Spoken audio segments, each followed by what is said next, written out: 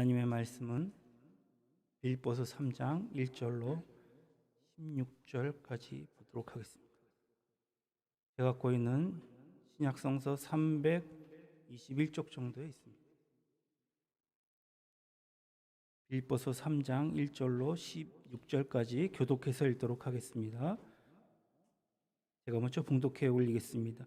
끝으로 나의 형제들아, 주 안에서 기뻐하라. 너희에게 같은 말을 쓰는 것이 내게는 수고로움이 없고 너희에게는 안전하니라.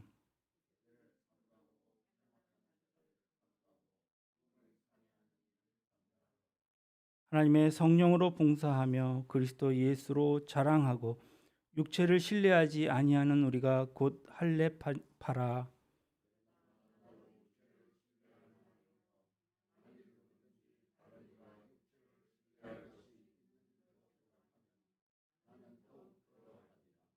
나는 8일 만에 할례를 받고 이스라엘 족속이요 베냐민 지파요 히브리인 중에 히브리인이요 율법으로는 바리새인이요 열심으로는 교회를 박해하고 율법에 의로는 흠이 없는 자라.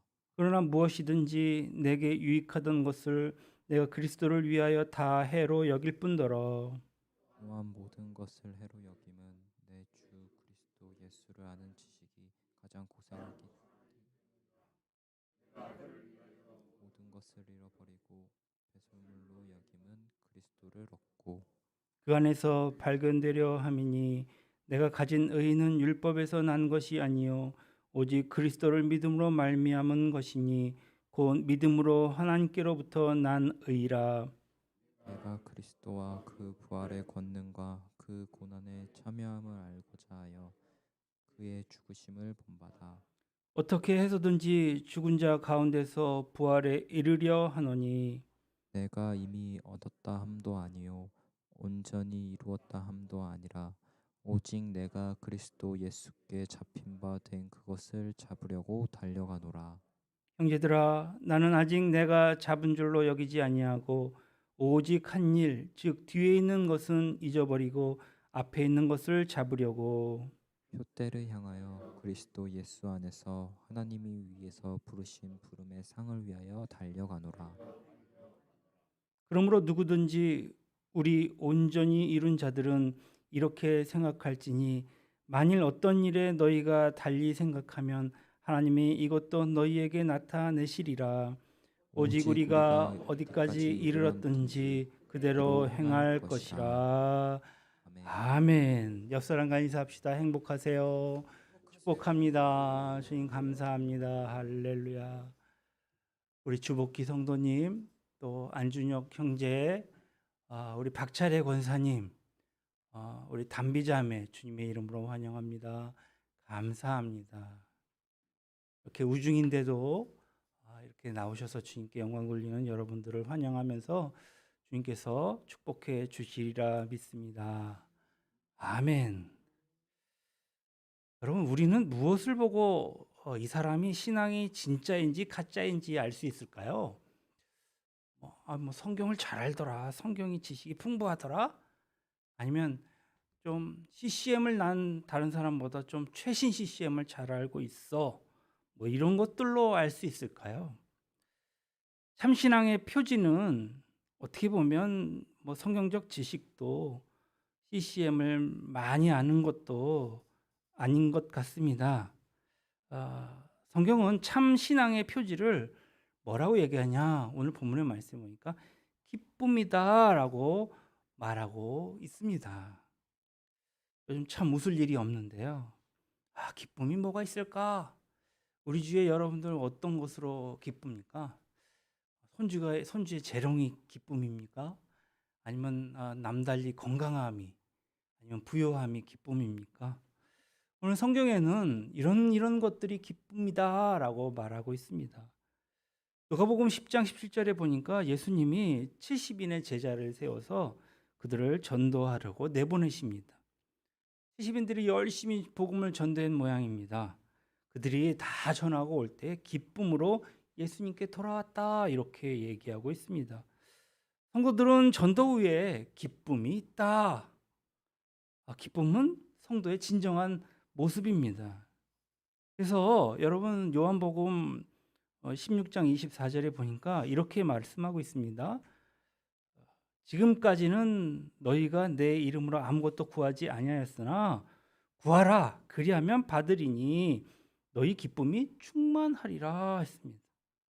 성도의 기쁨은 무엇이냐? 성도의 기도가 있은 후에 기쁨이 있다. 정말 그런 것 같아요. 기도를 안 하면 하루가 좀 이렇게 좀 찜찜하기도 하고 좀 끼니를 거른 것 같기도 하고, 근데 기도를 열심히 하고 또 아침에 성도들을 위해서, 교회를 위해서, 또 오늘 전할 말씀을 위해서 기도하고 나면 왠지 모르는 기쁨이 확 넘쳐나는 것 같아요. 기쁨은 성도의 진정한 모습입니다. 또 다른 말을 한번 볼까요? 사도행전 2장 46절에 보니까는요. 날마다 마음을 같이하여 성전에 모이기를 힘쓰고 집에서 떡을 떼며 기쁨과 순전한 마음으로 음식을 먹고라고 말씀합니다. 성도의 기쁨은 또 무엇이라고요? 교제를 통해서 기쁨을 누린다고요. 기쁨은 성도의 진정한 모습인데요. 정말 그런 것 같아요. 우리가 예배드리고 난 후에 같이 점심 예찬을 나누면서 이런 얘기 저런 얘기하고 이렇게 맛있는 음식도 먹고 하니까, 그러니까 그것이 기쁨이다. 무엇이 기쁨이겠느냐 생각이 드는 거죠. 그런데 언뜻 공감이 가지 않는 구절도 있습니다. 사도행전 5장 41절인데요. 사도들은 그 이름을 위하여 능욕받은 일에 합당한 자로 여기심을 기뻐하면서 공의 앞을 떠나니라. 능욕받은 성도가 핍박 중에도 기뻐함을 특징으로 하고 있는데요. 그 기쁨은 아주 성도의 진정한 모습입니다. 그러니까 능욕받음에도 불구하고, 핍박받음에도 불구하고 기뻐하였다라고 말씀하고 있는 것입니다. 요약하면 이렇습니다. 종합해서 볼 때에 성도는 전도할 때나 기도할 때나 또 교제할 때나 심지어는 핍박 중에도 기쁨을 특징으로 한다. 참 믿음의 증거는 무엇이다? 우리 안에 기쁨이 있다. 기쁨이 있다. 그러므로 우리가 예수를 10년 믿어도 20년 믿어도 내 신앙생활에 기쁨이 없다. 항상 피곤함을 느낀다. 내 신앙이 아주 피곤해요. 그러면 내 신앙은 어딘가 결정적인 문제가 있다. 반면에 항상 기쁨과 감격이 있고 예수님의 이름만 들어도 정말 눈물이 나고 정말 감사하고, 그 신앙은 하나님과 사람이 인정하는 온전한 믿음이 될 것입니다. 그러므로 참 신앙은 어떻게 보면 심각함이 아닌 것 같아요. 우리는 얼굴을 찡그리고 다니는 사람이 언뜻 생각하기에 저 사람은 좀 경건한 사람인가? 좀 묵직한 믿음을 갖고 있는가? 이렇게 생각하겠지만 그것은 잘못된 생각이라고 할 수 있다는 말씀입니다. 이렇게 매달마다 목사님들을 만나면요, 목사님들 참 매사가 진지해요. 좀 심각해요. 가끔가다 종종 전화를 받으면 벌써 목소리를 쫙 깔고 말을 천천히 합니다. 아무개 목사입니다. 그러면서 위압감을 줘요. 10중 8구 아주 그들은 점잖음이 경건이라고 생각하는 것 같습니다. 그런데 다 옳은 것은 아닌 것 같아요. 경건이란 무엇일까요? 경건이란 어떻게 보면 주님 안에서 기뻐하는 것이 경건일 것입니다. 예를 들면 돌에 맞아 죽어가면서도 낯빛이 천사의 얼굴이 된 이 스테반을 기억해 보십시오. 그가 진정한 경건한 모습이 아닐까요? 우리가 잘 알다시피 오늘 빌립보서, 오늘 본문의 말씀은 기쁨의 서신이라는 별명이 있습니다. 빌립보서는요, 성도의 믿음의 그 외적인 표현이 기쁨으로 드러나야 함을 강조하는 성경이거든요. 그래서 오늘 본문 말씀 1절에 보니까 끝으로 나의 형제들아 주 안에서 기뻐하라 라고 말씀하고 있습니다. 빌립보서는 전체가 4장밖에 되어 있지 않아요. 아주 짧은 성경이에요. 전체를 통해서 10차례 이상 무엇을 강조한다고요? 기쁨을 강조하고 있어요. 그러므로 빌립보서는 참 믿음의 그 심각성이, 참 믿음은 심각성이 아니라 기쁨임을 보여주고 있는 아주 중요한 성경이라 할 수 있습니다. 참 믿음은 장례식 분위기가 아니라 축제요 잔치임을 보여주는 말씀입니다. 그런데 빌립보서에서는 사도 바울의 그 주 안에서 기뻐하라는 메시지가 다른 성경에 비해서 훨씬 강한 설득력을 갖고 있습니다. 그렇게 다가와요. 왜 그럴까요? 지금 바울은 어디에 있는 것입니까?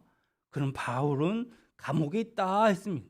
감옥에서 쓴 책이에요. 그러니까 감옥 안에 있는 사람이 감옥 밖에 있는 사람들에게 뭐라고 말한다고요? 기뻐하라 이렇게 말하고 있는 것이니까요.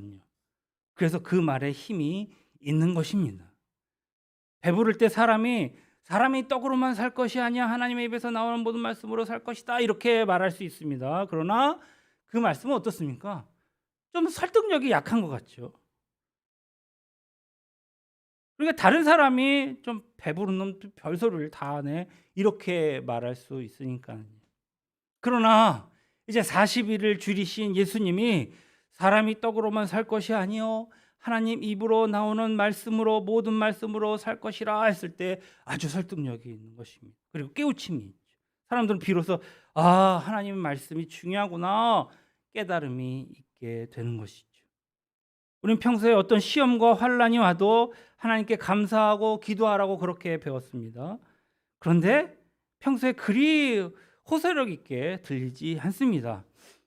한마디로 먹히지가 않아요. 내가 시험과 환란이 그렇게 큰 편이 아니기 때문에 그럴지도 모르겠습니다. 그러다가 사람은 누구에게나 아주 난처한 상황에 처할 수 있습니다. 난처한 일을 겪고 힘들 때 이 말씀은 정말 천국의 동화줄 같습니다. 예를 들어 보겠습니다. 가족 중에 누가 몸이 안 좋아졌어요. 그래서 병원에 가보니까 진찰하고 여러 가지 검사를 받은 결과 암이라는 판정이 나왔어요. 이 소식을 듣고 또 수술 날짜를 잡아놓고 수술대 앞에 가기 전에 그것을 기다릴 때에 여러분 아십니까? 환자뿐만 아니라 온 가족이 다 정신이 나간 것 같습니다. 먹지도 자지도 못해요. 나 고민합니다. 이러다 무슨 큰일이 나지 않을까 막 불안해합니다. 얼마나 고민했으면 이를 바덕바덕 갈다가 이빨이 부러졌는지도 모르겠더라고요. 그렇게 불안한 마음으로 수술을 하고 그리고 이제 수술을 그 문에서 게이트에서 이렇게 나옵니다. 나올 때 그때 여러분 기도해 보셨습니까? 기도가 달라지는 것입니다. 삶을 대하는 자세가 달라져요. 아주 숙연해지고 성도가 시험 당했을 때 항상 기뻐하라 감사해야 되겠구나 이 말씀이 아주 깊이 깨달음이 있는 것을 알 수 있습니다. 여기에서 우리는 중요한 사실 하나를 깨닫습니다. 성도의 어려움은 성도의 메시지를 강하게 하는 힘이 있다는 것입니다. 평탄할 때는 먹히지 않던 말씀이 내가 어려움 당했을 때 증거하니까 깊숙이 박힌 모처럼 새겨지는 것을 확인할 수가 있었습니다. 성도의 어려움은 성도의 믿음을 보여주는 아주 중요한 기회인 것이죠. 그래서 성도의 믿음의 외적인 표현은 무엇이다고요? 기쁨이라고요. 기쁨. 사도 바울은 단지 성도는 기뻐해야 한다 구어성의 말씀을 전한 것이 아닙니다. 좀 더 우리가 그의 말씀을 깊이 들여다보면 아주 분석적으로 접근하고 있어요. 그러니까 본문 말씀을 통해서 우리의 기쁨을 빼앗는 요인들이 무엇인가, 그리고 우리가 다시금 잃었던 기쁨을 회복하는 길은 무엇인가를 알 수 있습니다. 그래서 날마다 기쁨과 감사 속에서 사는 성도의 비밀을 우리는 발견해야 할 것입니다. 2절을 보겠습니다. 개들을 삼가하고 행악자들을 삼가하고 몸을 상해하는 일을 삼가하라. 여기서 개, 행악자 이렇게 나옵니다. 이렇게 표현되고 있지만 지칭하는 것은 한 가지입니다. 모두 한 가지로 요약할 수 있습니다. 바로 바리새주의자들을 뜻합니다. 여러분 바리새가 무엇입니까? 바리새주의가 무엇입니까? 그 특징이 무엇입니까? 형식주의요, 외식주의를 말합니다. 다시 말하면 우리의 기쁨을 빼앗는 것은 무엇이냐? 형식주의요, 외식주의다. 바리새주의라는 것입니다. 우리의 신앙의 적 중에 하나는 신앙을 너무 추상화시키는 것입니다. 우리는 어떤 성도가 살아있는 성도인지 잠자는 성도인지 그 성도의 무엇을 보면 알 수 있을까요? 저는 기도를 보면 알 수 있다라고 생각합니다. 영적인 싸움이 없는 성도는요 매우 추상적이에요. 공중에 떠 있는 구름을 잡는 아주 미사 여구는 화려한데 무슨 얘기하는지 몰라요. 능력이 없어요. 그냥 막연한 말이거든요. 한 나라의 대표가 유엔에 가서 연설하는 말입니다. 막연하고 추상적이고 아주 구체적이지가 않아요. 국민을 아주 쪽팔리게 만들어요. 반면에 영적인 싸움이 있는 성도의 기도는요, 구체성을 띱니다. 마귀의 존재를 인식하고 드리는 기도여서 그렇습니다. 십자가의 능력으로 악한 세력을 물리쳐달라고 간구하거든요. 마귀의 종이 된 이 영혼들을 구원하기 위해서 하나님의 도우심을 간절히 구하는 기도를 합니다. 이러한 기도들은 하나님의 보좌에 상달되는 기도인 것입니다. 두 번째, 신앙의 적 중에 또 다른 하나는 뭡니까? 외식입니다. 밖에 나가서 밥 먹는 외식이 아닙니다. 신앙 없어도 교회에서 얼마든지 신앙 있는 척 할 수 있습니다. 심지어 열심히 봉사할 수 있어요. 여러분들 찬양단 하지만 막 반주하고 악기 치고 찬양합니다. 그럴 수 있다는 얘기. 심지어 열심히 봉사할 수 있어요. 열심히. 자신의 자랑을 목적으로 일할 수도 있습니다. 위신 때문에 봉사할 수도 있습니다. 그런데요, 이런 잘못된 동기로 봉사하면 항상 문제가 일어나더라고요. 자랑을 목적으로 하는 봉사하는 사람은요, 칭찬이 없으면 완전 낙심합니다. 시험에 빠집니다. 그러니까 딴소리 하기 시작합니다. 이런 사람의 결과가 뭔지 아십니까? 말도 안 하고 갑자기 교회를 떠나요. 심지어 나갈 때는 말도 없어요. 그냥 문자 하나 띡 날려보내요. 혹시 나에 대해서 안 좋게 말하면 나도 교회에 대해서 좋지 않게 목사의 허물을 폭로할 거다. 이렇게 협박하고 나갑니다. 교회를 아주 혼란스럽게 만들어요. 그런데 이런 일들로 교회가 아주 위축돼요. 큰 타격을 받아요. 마음의 상처를 받아요. 사랑이 없는 봉사는요, 피곤합니다. 이런 신앙은 기쁨이 있을 수가 없습니다. 그래서 교회가 피곤한 곳이 되고 신앙이 피곤한 것이 됩니다. 사람의 눈을 의식하는 신앙은요, 기쁨이 없는 신앙일 수밖에 없습니다. 고린도전서 4장 3절로 4절 말씀을 함께 보겠습니다. 너희에게나 다른 사람에게나 판단받는 것이 내게는 매우 작은 일이라. 나도 나를 판단하지 아니하노라.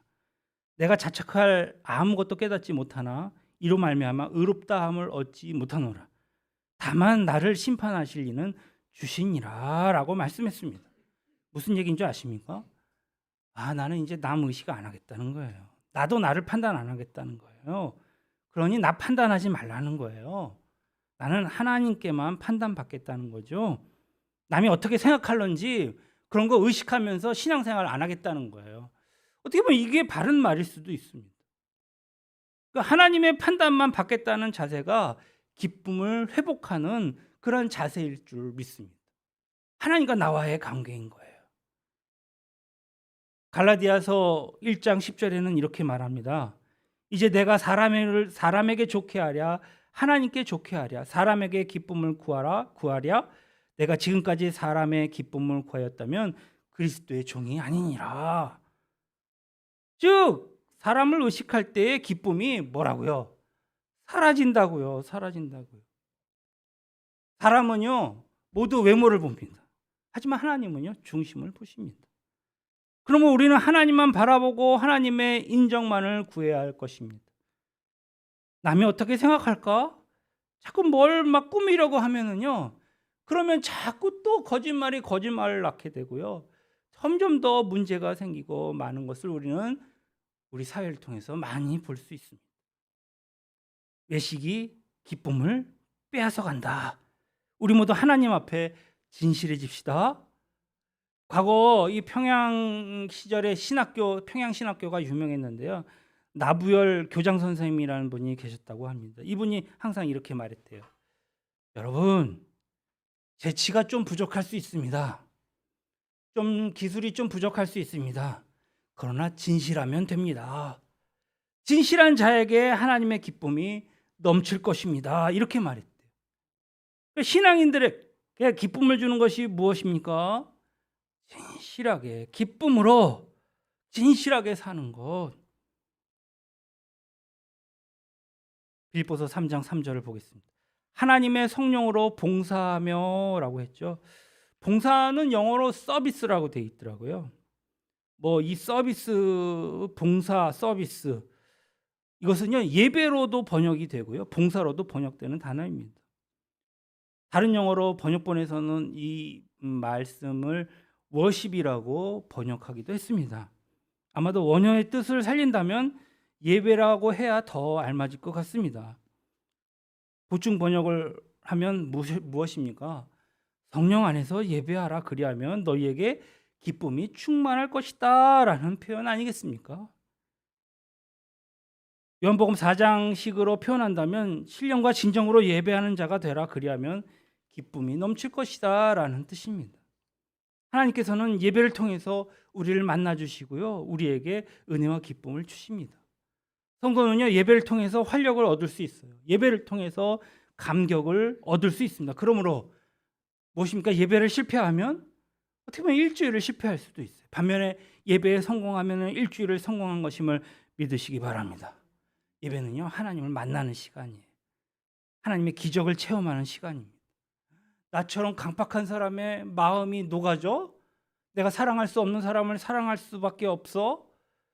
내 그 흐리멍텅한 그 구원의 확신이 이렇게 확신이서 하나님의 기적을 체험하는 시간이에요. 인간이 해결할 수 없는 많은 난제들이 있지 않습니까? 이 난제들을 해결하고 치유하는 시간입니다.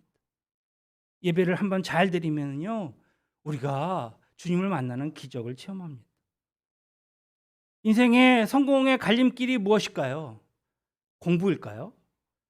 만약에 공부가 정말 인생의 성공을 좌우한다면 집을 팔아서라도 가르치고 공부해야지요. 아니면 노력일까요? 그렇다면 하늘은 스스로 돕는 자를 돕는다라는 말을 신조로 삼아야 할 것입니다. 이런 말을 신조로 삼는 사람이 어떻게 보면 나폴레옹 같은 부류의 사람입니다. 그 사람은요 하루에 3시간밖에 안 잤대요. 세상의 학문을 그렇게 공부하려고 애쓰던 사람이랍니다. 그러나 그의 종국은 어떻습니까? 실패자로 낙인 찍혔습니다. 어떤 사람은요 인간관계라고 말합니다. 외교의 마술사인 키신저나 치세술의 대가인 마키아벨리 같은 그러한 유형의 사람일 것이라고 말합니다. 그러나 그들 모두 한계에 부딪히는 것을 보게 됩니다. 그렇다면 성경은 이에 대해서 무엇라고 말씀하십니까? 창세기 4장에 보니까요 하나님과 버림받은 백성의 갈림길을 어디에다가 두고 있습니까? 예배라고 둡니다. 예배를 잘 드리면 성공하는 인생이요, 예배를 실패하면 완전히 몰락하는 인생인 것입니다. 또한 성경은 아버지께서 자기에게 예배하는 자를 찾으시느니라 라고 말씀하고 있습니다. 하나님은 예배하는 자를 찾으십니다. 예배하는 자에게 감격과 기쁨과 은혜를 주십니다. 그래서 우리는 모두 참된 예배자가 되어야 합니다. 예배를 통해서 하나님의 모든 능력이 다 나오기 때문에 그렇습니다. 여러분, 안타깝게도 오늘날의 시대는 사사기 시대인 것 같습니다. 예배를 소홀히 하는 시대가 되었습니다. 하나님을 모르는 시대가 도래하였습니다. 너무 분주해. 저마다 분주하고 바삐 살아갑니다. 정말 그러다 보니까 사람들은 점점 더 이제 정신이 없습니다. 어떻게 보면 하나님보다 자기를 위해서 더 열심히 사는 것 같습니다. 하나님을 몰라요. 하나님이 누구입니까? 그러다 보니까 어떤 4차원의 그 영적인 세계나 성령님의 역사하심이나 예수님이나 하나님 모릅니다. 그러고 살아갑니다. 그러기에 정말 그들에게는 열매도 기쁨도 없고 하나님을 인정하는 것도 없습니다. 그러므로 우리 예수 믿는 사람은 더욱더 목숨을 걸고 예배드리는 예배자가 되어야 합니다. 젊은 사람들에게 질문한 거예요. 왜 교회에 나오느냐? 왜 예수를 믿게 되느냐? 예배드리기 위해서랍니다. 그게 1위예요. 그게 1위예요. 친구 만나기 위해서 뭐 여러 가지 있죠. 그러나 그것들은 다 부수적인 거더라고요. 젊은 사람들도 어떻게 보면 깨어있는 사람들이 있어요. 하나님은 목숨을 건 예배자를 통해서 일하십니다. 어느 성악가가 이렇게 말했다고 합니다. 음악회에서 노래하고 나면 사람들이 얼마나 즐거워하고 박수를 치고 꽃다발을 주는지 몰라요. 곳곳에서 노래가 끝나면 막 프레시가 터지고 막 정신없이 축하를 받습니다. 그런데요, 집에 오니까 그렇게 허전하다, 그렇게 공허할 수가 없다는 거예요. 왜 여러분 유명한 그 셀럽들, 가수들이 막 자살하고 막 그런 거 여러분들 잘 알지 않습니까? 너무 고독하다는 거예요. 막 눈물을 흘리고 우울증에 걸리고 공황증에 걸리고 막 그런다는 거예요. 그런데 이상한 것은 교회에서 하나님을 찬양하고 노래를 부르고 나면 비록 꽃다발 하나 갖다 주는 사람 없고 카메라 후레쉬 터지는 그런 상황도 벌어지지 않는데도 불구하고 며칠 동안 만족스럽고 그렇게 기쁠 수가 없다는 거예요. 왜 그럴까요? 4차원의 영적인 세계의 문이 눈을 떴기 때문 아닐까요? 구원의 문이 열렸기 때문이 아닐까요?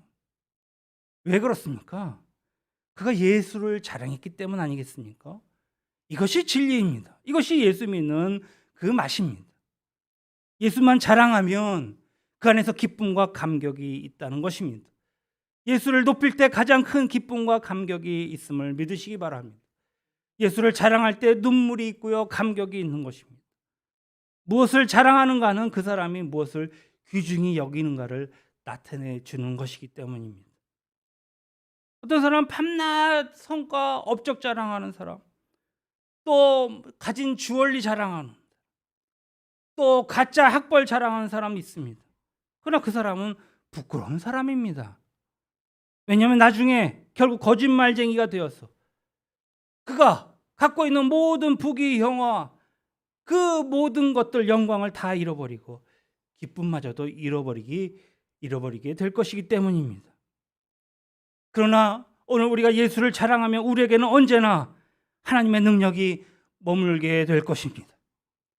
갈라디아서 6장 14절에 내게는 우리 주 예수 그리스도의 십자가 외에는 결코 자랑할 것이 없으니 라고 고백했습니다.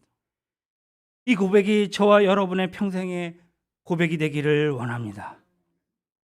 빌립보서 오늘 3장 4절로 6절에 대충 보면은 바울은 육체에 신뢰할 만한 것들에 대해서 쭉 묘사를 했어요. 자기는 8일 만에 할례를 받았고 베냐민 지파이고 바리새인 중에 바리새인이다라고 말합니다. 무슨 뜻입니까? 그는 혈통으로 보나 학식으로 보나 신분으로 볼 때 나보다 더 신뢰한 사람이 있으면 나와보라, 그 얘기 아닙니까? 바울은 육체적으로 볼 때 육체적으로 신뢰할 만한 사람이었습니다. 그런데 그 육체를 신뢰할 만한 것들이 바울을 기쁘게 해주었습니까? 바울을 구원시켜 주었습니까? 오히려 핍박자요, 포악자요, 회방자로 드러나게 할 뿐이었습니다. 그런데 그가 자신의 신뢰할 것들을 다 버리고 예수의 그 험한 십자가를 의지했더니 모든 것을 얻게 되었다라고 선언하고 있습니다. 이것이 중요합니다. 그동안 나의 힘, 내 경력, 내 능력, 내 학벌이 이런 것들이 우리에게는 나름대로 믿는 바가 있었을 것입니다. 그런데 하나님의 일을 하는데 또 내 인생을 사는 데 있어서 그런 것들은 내 영혼에 어떠한 힘도 되지 못했습니다. 오직 우리의 힘은 우리 하나님의 힘을 명심하시기 바랍니다. 우리 하나님은 나의 나약함을 통해서 더 많은 일을 하셨습니다. 어떤 사람들은 안타까울 때가 있습니다. 인류 대학만 나오지 않았어도, 저 사람은 정말 인류 대학만 나오지 않았어도 하나님께서 쓰셨을 것인데 그 학력 때문에 순종하지 못하는 모습을 보게 됩니다. 어떤 사람은 돈만 없었으면 그의 믿음이 성장했겠는데 그 돈 때문에 믿음의 성장이 방해받는 것을 보게 됩니다. 또 다른 분은 경험이 없었으면, 그러면 하나님이 정말 아름답게 사용하셨을 텐데 그 자기의 생애의 경험 때문에 안 되는 분도 있습니다. 그러므로 우리의 육체를 의지하는 것들을 버려야 합니다. 그리고 주님의 능력만을 의지해야 됩니다. 왜냐하면 주님의 능력만을 의지할 때에 기쁨과 능력이 드러나기 때문입니다. 13절로 14절입니다. 형제들아, 나는 아직 내가 잡은 줄로 여기지 아니하고 오직 한 일, 즉 뒤에 있는 것은 잊어버리고 앞에 있는 것을 잡으려고 표대를 향하여 그리스도 예수 안에서 하나님이 위에서 부르신 부르심의 상을 위하여 달려가노라. 즉 목표가 있는 삶, 표대를 향한 삶이 될 때에 성도에게 기쁨이 몰려온다는 것입니다. W 이론을 배우자라는 책이 있습니다. 그 책에는 한국의 문화에 대해서 신바람 문화다 이렇게 말합니다. 그런 것 같아요. 한국 민족은 적은 목표 이렇게 짜잘구리한 것들에 대해서는 아주 아주 양에 차지 않는다고 해서 거들떠 보지도 않아요. 그런데 원대한 꿈에는 아주 정말 그 꿈에 쉽게 우리가 마음을 주고 정말 쉽게 움직이는 아주 특이한 민족이라는 것이에요. 그러므로 우리가 지도자만 잘 만나면 어떻게 보면 민족의 그 융성기를 맞이할 수도 있는 것입니다. 실제로 그렇지 않습니까? 지난 세월에 우리는 아주 큰 하나님의 역사 가운데에서 민족의 융성기를 맞이했었습니다. 그런데 참 요새는 매사에 의욕도 없고 기쁨이 사라지는 것 같습니다. 점점점 세월이 흘러감에 따라 육체가 늙는 것처럼 우리의 삶도 활력이 없는 것 같습니다. 하지만 우리 믿는 자들은 예수로 이뤘던 목표와 능력과 기쁨을 되찾아야 할 것입니다. 우리가 믿기 때문에 그러한 일들은 가능합니다. 우리는 하나님의 말씀을 근거로 한 꿈을 꾸는 하나님의 백성입니다. 그 꿈을 우리의 그 최대의 재산으로 삼고 그 꿈을 실현해 나가는 그러한 하나님의 자녀들입니다. 그래서 우리 앞에 놓여 있는 모든 사명, 그 사명을 감당하는 목표가 있는 삶, 그러한 성도들이 다 되시기를 주님의 이름으로 축원합니다. 그래야 기쁨을 회복할 수 있습니다. 요한복음 6장 28절에는 제자들이 예수님께 이렇게 묻습니다. 우리가 어떻게 해야 하나님의 일을 하오리까? 정말 하나님께 영광을 돌리고 싶은데 우리가 어떻게 하면 하나님의 일을 하겠습니까? 그러니까 예수님이 대답합니다. 한번 예상과 다른 대답이십니다. 뭐라고 하십니까? 하나님의 보내신 자를 믿는 것이 하나님의 일이다. 무슨 얘기예요? 믿는 것이 일이라 라고 얘기하는 것입니다. 그러므로 하나님의 말씀이라면 그대로 믿고 그 말씀을 실상으로 이루어 나가는 백성이 되기를 바랍니다. 사도 바울은 사역 초기에 이렇게 고백하였습니다. 사도행전 2장 24절에 내가 달려갈 길과 주 예수께 받은 사명 곧 나의 하나님의 은혜의 복음을 증거하는 일을 마치려 하면은 내 생명조차 조금도 귀한 것을 여기지 아니하노라. 그리고 사역 말기에 또 이렇게 고백합니다. 나는 디모데후서 4장 7절로 8절입니다. 나는 선한 싸움을 싸우고 나의 달려갈 길을 마치고 믿음을 지켰으니 이제 후로는 나를 위하여 의의 면류관이 예비되었으므로. 그 사도 바울은 사역 초기에나 사역 말기에나 그의 사역의 자세가 조금도 변함이 없는 것을 보게 됩니다. 피곤한 신앙생활이 아니라 기쁨의 신앙생활을 할 수 있는 이런 변함없는 성도들이 다 되시기를 바랍니다.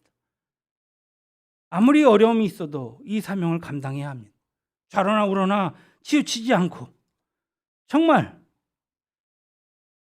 자꾸 왜 어렵다는 말을 하게 되는지 모르겠습니다. 아니 앞으로가 몇 년이 더 어려울 것이라는 통상적인 전망도 내놓은 사람이 있습니다. 실제로 그렇습니다. 굉장히 어려워지고 있습니다. 또한 푸틴은 핵미사일을 만지작 하면서 장난을 칩니다. 인류 종말의 전쟁인 아마겟돈의 징표를 보인다고 미국의 이 조 날리면 대통령도 말했습니다.